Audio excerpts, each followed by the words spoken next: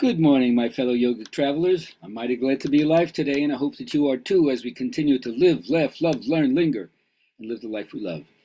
Well, we've made it through another week, or I should say, I've made it through another week. I'm glad if you're still listening that you have too. And today is PowerPoint Day, so I'm going to share this with you. This one is called Cancer is My Teacher. I know this firsthand from having lost a father to lung cancer, grandmother double mastectomy, mother with cancer in the behind the ear, brother facial cancer. I'm amazed I haven't gotten cancer myself. So it taught me early on to pay attention. And when I was in my early 20s, I did some hospice training to prepare myself for further loss. And here we are right now. Inspirational dissatisfaction. That's what we have to offer. As Leo Tolstoy says, dissatisfaction is a necessary condition for a reasonable life. Only motive to work on yourself. He says work over yourself. It means work on yourself. So cancer brings up ideas of mortality. So that's what we're reflecting on. Now, when you go through trauma, I was part of what I would call the respite team. We go in to give the primary caregivers a break. But even if it's traumatic, even unto death, terminal illness, you still can find beauty there. So if you have to cry because you're in a bad mood, you're depressed, that's fine.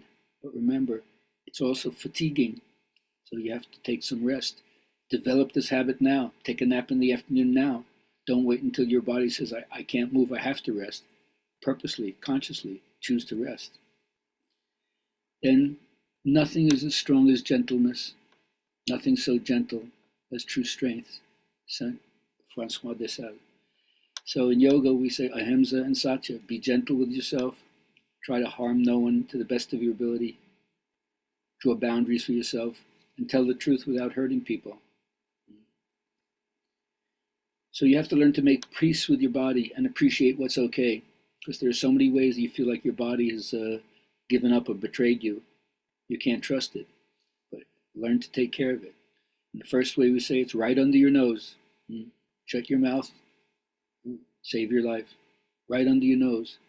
And once you understand, you can use breath to either give you energy when you're tired or take energy off when you're feeling frenetic and overwhelmed, wired or tired.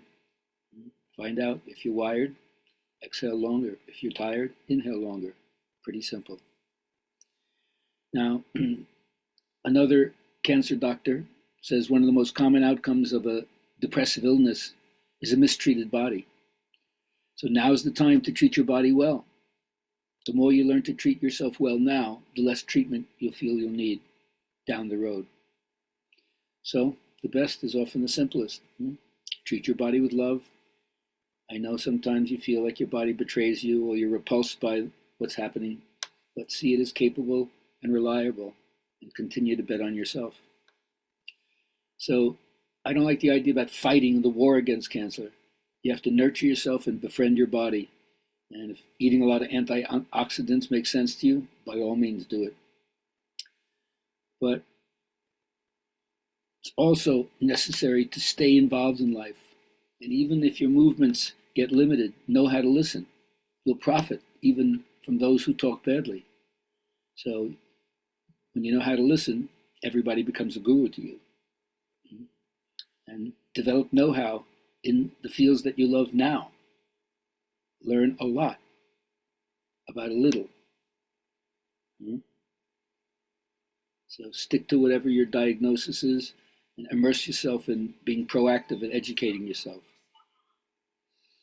And then, of course, it's so important to spend time in silence and not let your thinking mind dominate you. Letting go of your own thoughts is fantastic, and you can do it in a lot of different ways.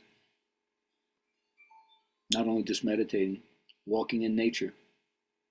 I even like to think that listening to anything that makes you laugh in comedy stops the left brain as well. Takes you out of your thinking mind into the mind where you can express yourself with a certain kind of freedom, if you can let go.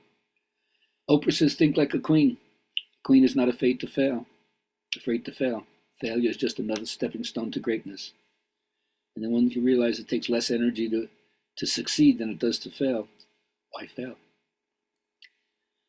No matter how awful you feel, even if you have to drag yourself to class, you'll feel so much better afterwards. The camaraderie with the other people in the class alone is healing.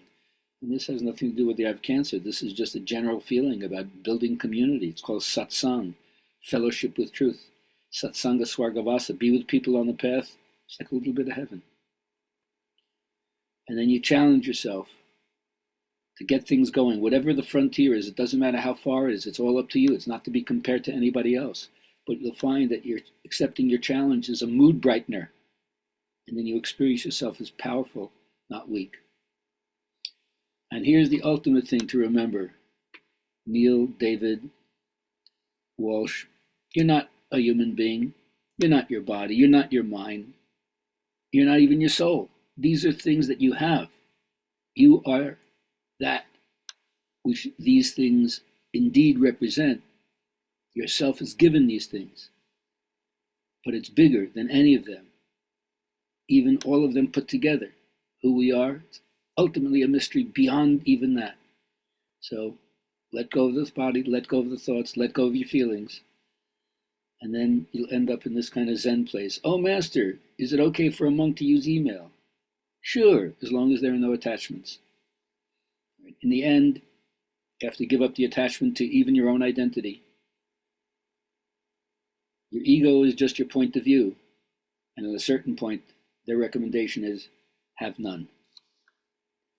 I hope this is helpful, whether it's for any of you who happen to be struggling with any kind of illness, or whether or not you're just looking at the aging process and understanding what you're going to eventually go through in some form, and all the people who you know will eventually be going through this in some form.